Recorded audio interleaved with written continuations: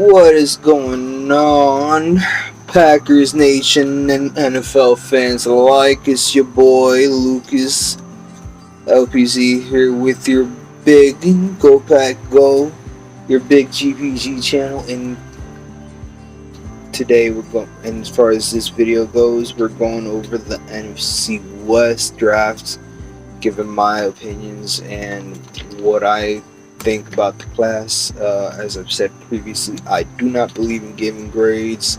Forget them grades. We'll give them out later on in the years. For right now, we're just gonna give out and see what, as far as like what I've heard, what we've seen so far, what's shown, how they tested, and all that other stuff. And we'll just give a general opinion about it. And, everybody has an opinion about it, so here's mine. Let's get right on into it, starting with the Seattle Seahawks. In the first round, they sat pretty and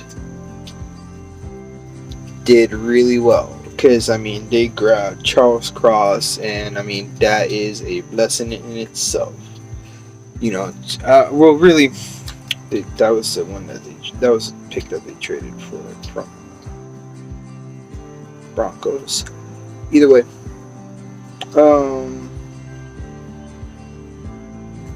with the number 9 overall pick, they got Charles Cross, and they hadn't have enough.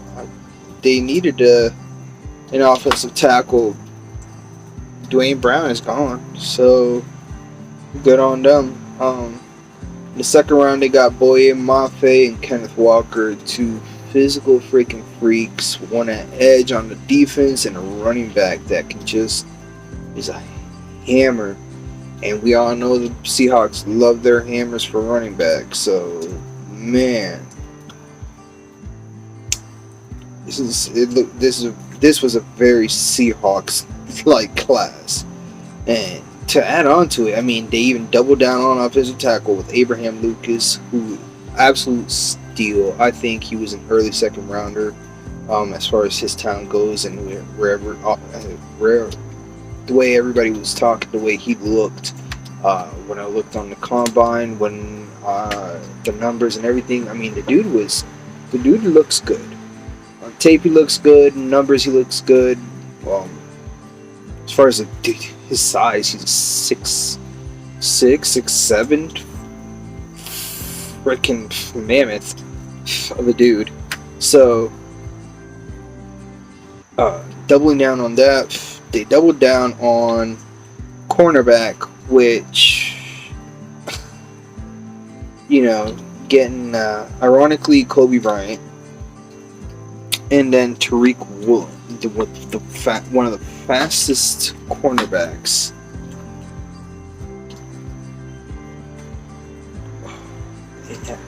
I think at 6'3" or something. It's ridiculous. Freaking ridiculous. And Kobe Bryant, being part of that Cincinnati team, if y'all didn't know who Kobe Bryant was, he was the guy opposite of Ahmad Sauce Gardner.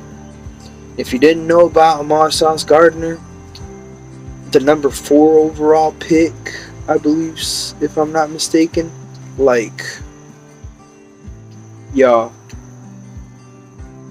he was thrown at a lot more than Sauce was, and this man, and the fact that they did not get scored on as often, shows that he was holding his own on that side. And I'm not gonna say he was the best. Obviously, he wasn't seen on Sauce's level, but Bryant wasn't bad. He's got good size. He's good speed. I think he was a 4.5 guy, if I'm not mistaken. I'm gonna check that up real quick before I start talking stupid. Yeah, he was a 4.54 guy. And shoot, at 6'1", 193, 4.5 ain't bad. And they like their press guys, so if he can work up his press, he'll be alright. They did double down on edge with Tyreek Smith, an edge from Ohio State, and he kind that was a little bit of a fall. I think he could have been a little bit of a higher draft pick, but they got him a little later than what what it was thought. Either way, though, he's gonna be a good player. I think so. Good rotational player, honestly. Ohio State players always come out being pretty worse. The rotational. There's the few that bomb out, but they usually most of the time come out worse with the rotational player. They're just usually very well coached. They've been well coached for the past bunch of years. And then they double down on wide receivers here with Bo Melton and Derek Young. Bo Melton, I know, is going to be a great slot receiver. So it should, at any moment, they need to trade away Tyler Lockett, replace him with somebody. I mean, they have literally the man with the same size. I think they're both 5'11". I think Bo Melton might be a little slightly heavier by like a few pounds, but if anything. And then they got Derek Young, a little bit bigger of a guy. What was he's like 6'2", just a little bit bigger of a guy. Nothing like, he's not DK Metcalf size, but he's 6'2", 220. So, and DK is like 6'4", 6'5", 230. So, he's got the height, or he's got the weight, but not the height. Either way, though, big dude, definitely probably going to be one of them harder to press guys. And either way, though, I mean, I truly think the Seahawks, this was a very Seahawks-like draft class in the sense of a lot of draft picks. They went for talent. They grabbed the best talent they could in the round they were at. And I mean, I can't lie, this looks like the class that might rejuvenate the Seahawks before they grab a good quarterback and they're back into contending. Unless they trade for a quarterback. I mean, obviously, yeah, then at that point. But I don't see them trading for a quarterback anytime soon. So,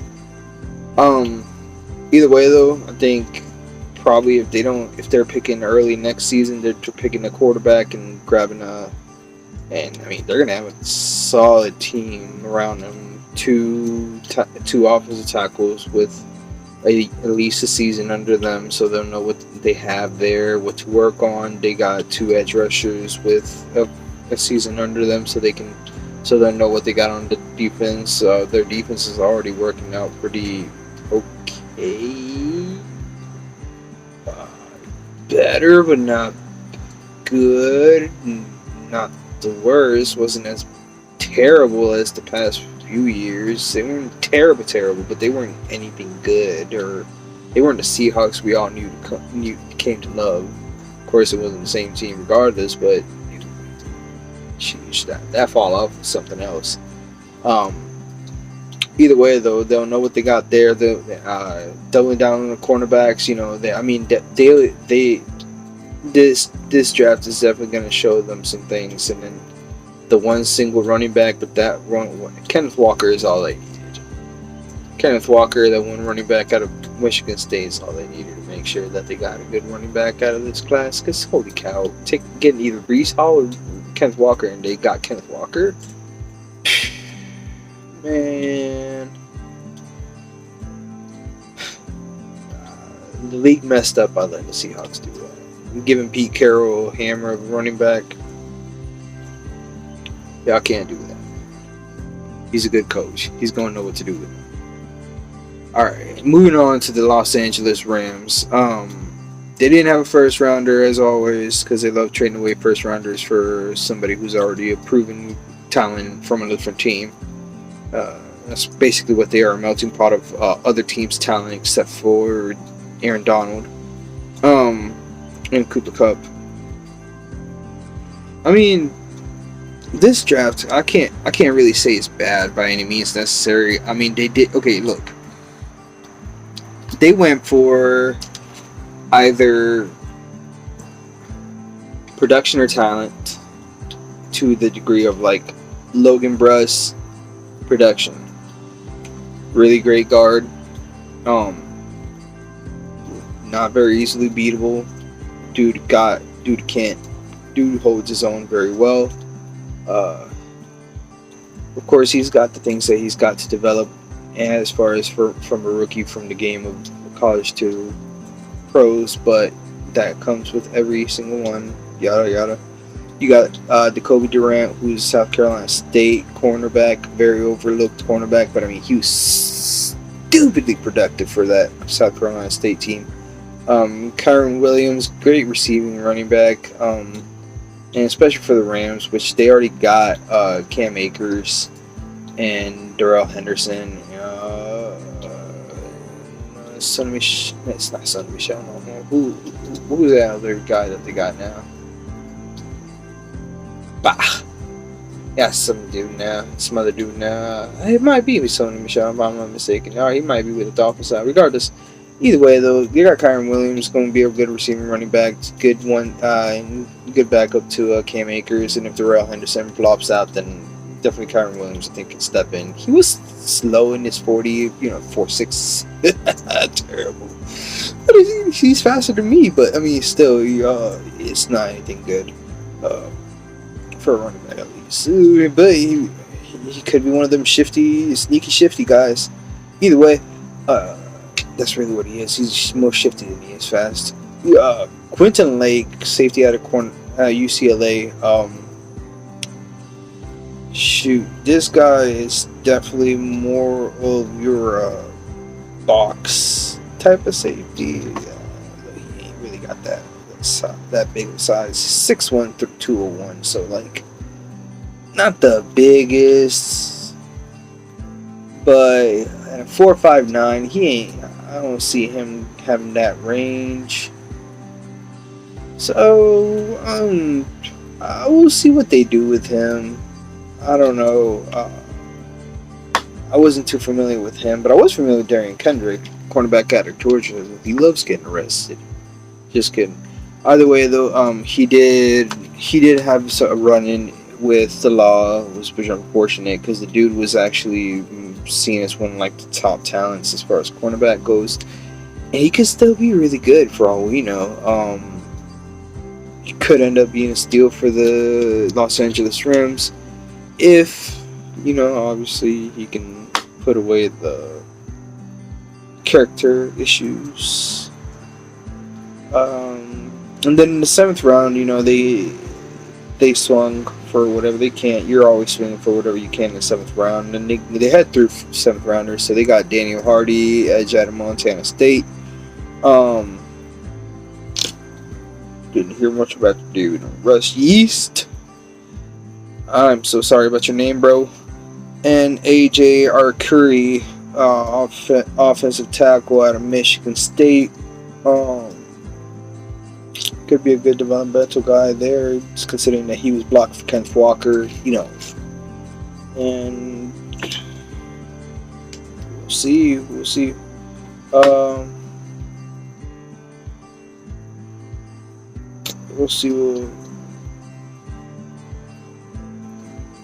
what's going on with that. Either way, though, I mean, truthfully, this is another draft that seems so like the team in the Los Angeles Rams. They'll never have a first or second rounder, but they'll start grabbing like depth pieces and things of the sort, or players that were productive and could possibly turn into something. Because I think these cornerbacks they grabbed could turn into something good. Good depth pieces, if anything. Logan Bruss, I think, is going to be a good starter for them. Kyron Williams is going to carve out a role. At worst, as a receiving back. And then Quinton Lake, I don't know nothing about. Daniel Hardy, I don't know nothing about. Russ Yeast, I don't know nothing about. Still sorry about your name, bro. And then AJ Curry, I don't know nothing about. So I don't think, I don't know if they, I mean, we all don't know nothing about them anyways, but What they will bring to the table, we have yet to guess. It'll be a wait and see type of thing. But I know that as far as their first three picks, they might have some really good, solid guys. And then with Darion Kendrick, if he can push aside those character concerns, which usually is really more selfish stuff. But we'll see where that goes. Now moving on to this, but finishing on the thought, they could be something. Alright. Either way. Moving on. San Fran 49ers. They didn't have a first rounder either. Of course, what was it? I think they traded it to trade up for the Trey Lance pick.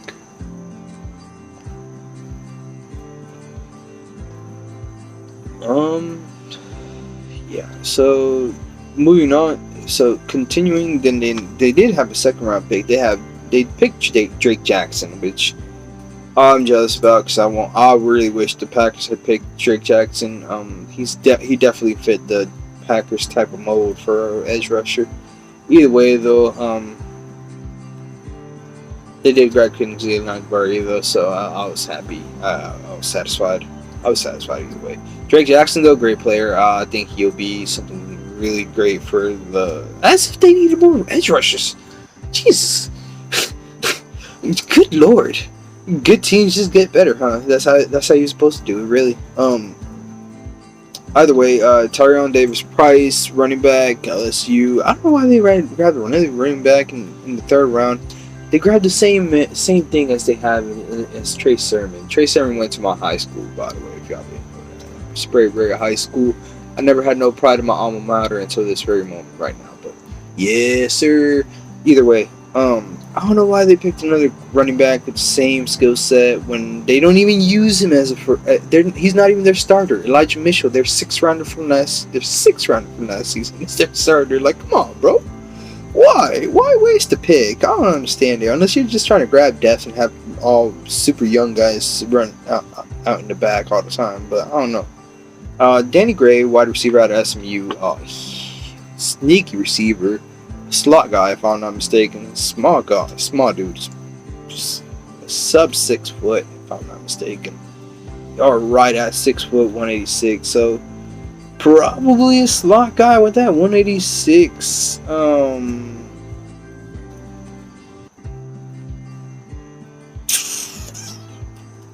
I mean, at 4.33 speed, he's fast too, so he might be able to place him outside. I really see him really being more on the inside though, but I don't know. We'll see where they play him out.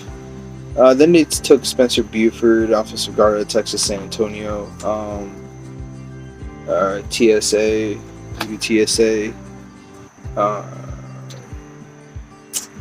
I didn't hear much about the dude. Spencer Burford. I said Buford. Burford. Sorry. Either way though. Didn't hear much about the dude. Of course, you can't go wrong with picking offensive guard depth. And apparently they saw something in him that they wanted to pick in the fourth round. And I mean, fourth round, he could be a starter. He could be depth at this point. Fourth round guards, you can always find great guards in the fourth, fifth, and sixth round. Packers always do. So I think any team can probably do it. Samuel Womack, cornerback out of Toledo. Cornerback depth is definitely necessary for them, as you can tell, because they doubled down on cornerback in the sixth round, and they got Tariq Castro Fields, cornerback out of Penn State. They definitely need that depth, or at least one of these to work up to be good, because they didn't really have the best cornerback groups last season.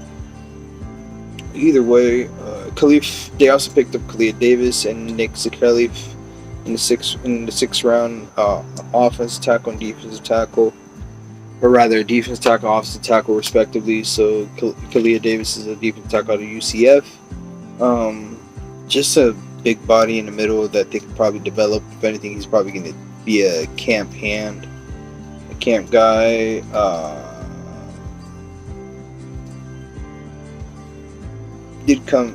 Did have a ACL injury, which is unfortunate because you never want to hear that for a player. It just sucks. And then you got Nick Zakel. Sorry. Nick Zakel of 6'6", 316 behemoth from Fordham. I knew somebody in my high school that had a last name named Fordham. Cool person. Either way. Pronounce Zakel. Okay, bet.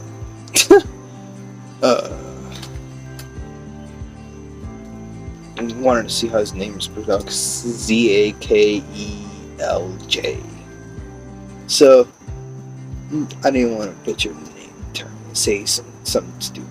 Either way, Nick Zakel, offensive tackle out of Fordham, just another offensive line player to develop for them. They do have one of the best left tackles right now, so we'll see if he can maybe be the future. If not, then maybe at right tackle. Worst comes to worst, he moves inside. You never know. Well, he's big for a inside guy. Either way, though, you never know. They did grab Mr. Irrelevant Brock Purdy, quarterback out of Iowa State. That's so offensive. And then they don't even want to play Jimmy G no more. They moving on to Trey Lance already.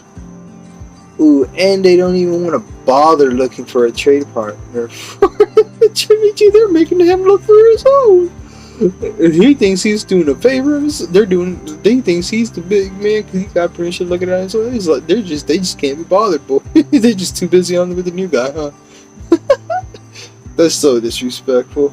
Oh Lord, these folks. Either way, though, as far as their class, I don't know.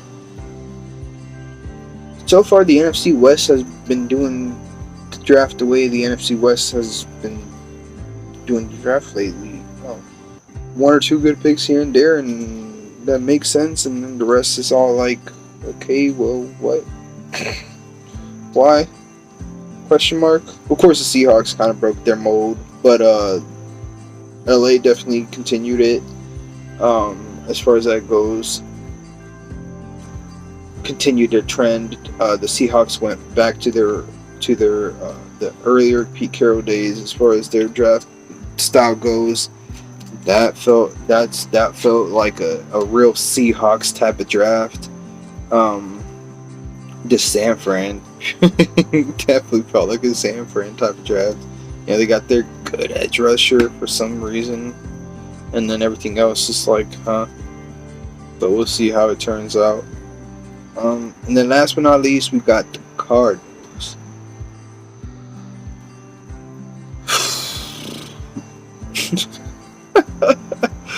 Oh, the Cardinals. Alright, let's start with their first pick that they had. They didn't have a first round pick. They did have a second round pick. Oh yeah, they traded the first round pick for Hollywood Brown from the Ravens, which was really interesting. But I mean, they should be stacked at wide receiver this season. Now, if they have a problem, they know that they messed up by paying Kyler Murray all that money. But we'll see.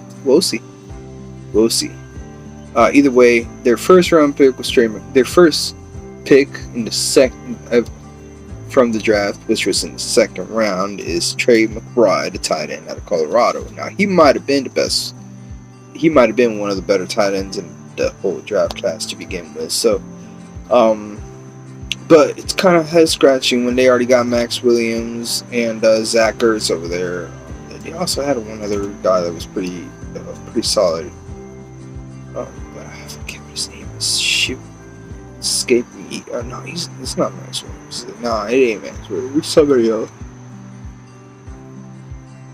Shoot. Names. I hate it. Okay. Oh yeah, no. It is Max Williams. Yeah. It is Max Williams. Okay, bet. Yeah. So Max Williams and Zach Ertz are only on the team. They picked Trey McBride. I guess they're gonna replace Max Williams, Trey McBride, and Zach Ertz and Trey McBride. It's gonna be a great 1-2 combo for as long as Zach Ertz is on the team. I truly believe Trey McBride is gonna stay longer than Zach Ertz, but then by pure age, I mean we could all duck that anyways. Moving on, then in the third round they double dipped that edge. They got Cameron Thomas out of San Diego State, who could be a great. He's gonna be one of them hand in the dirt pass rushers, and definitely a good one. Super productive dude. And then Najee Sanders, one of the Packers to grab him out of Cincinnati. He has he can develop it. He could develop into something really good. He definitely came from a winning program, and dude definitely held his own. Oh man, I think he's going to be a great developmental player for them, in my honest opinion. There, Keontae Ingram, running back out of USC. Any prospect out of USC usually scares me. Even Drake London, as I just talked about him in my past video for the Falcons, for the NFC South. Drake London scares me. Any USC player scares me. I don't know what it is, but USC system is just. I mean, for Christ's sake, Sam Darnold, Mark Sanchez. Do I need to keep going? I hope not. Let's stop, please. Good Lord. But yeah, we've had blessings like Reggie Bush and stuff, but and I don't know, them USC's like a boomer bust, bro. And I don't know about this one.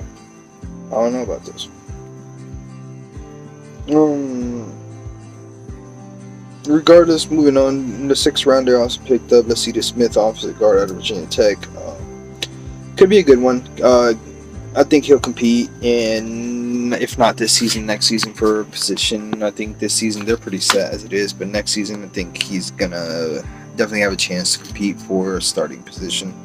7th round, Christian Matthew, DP out of Valdosta State.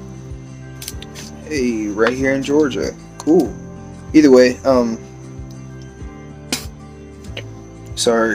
Christian Matthew don't know much about the dude. Although I do know a bit more about Jesse Luketa, linebacker out of Penn State. Now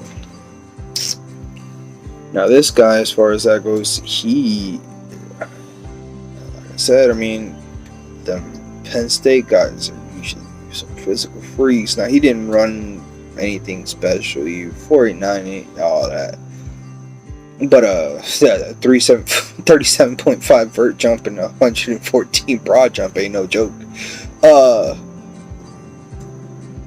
Shoot, I mean, he's solid. I think, I don't know where they want to play him.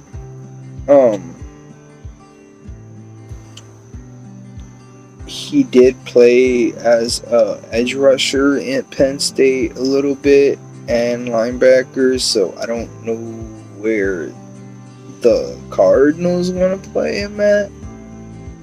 They did grab 2 edge rushers, although Najee Sanders is probably going to be more of the stand-up pass rusher type, and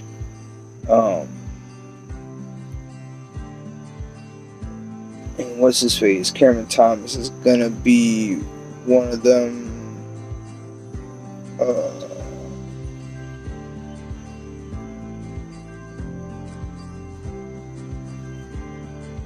I think Cameron Thomas is gonna be a hand in the dirt, while Najee Sanders is stand up. So I don't know what Jesse Luketa is gonna be. Is he gonna be a stand up edge rusher, hand in the dirt edge rusher? But he ain't really got the size for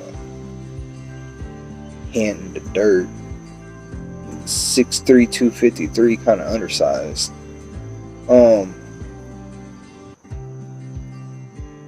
Yeah, I don't know. And then the last pick is Marquise Hayes. Before this video gets too long, Marquise Hayes, good rusher, senior, good developmental guy. I think coming out of Oklahoma, they've definitely had a lot of good quarterback play in the recent years. So I think for him, in the way he develops, as long as they develop him well or they teach him well, I think he might turn out to be a really good offensive guard. He might be a better guard than Lucida Smith. I'm not gonna lie. But of course, if I'm not mistaken, there was an injury concern with him, and that's the reason that.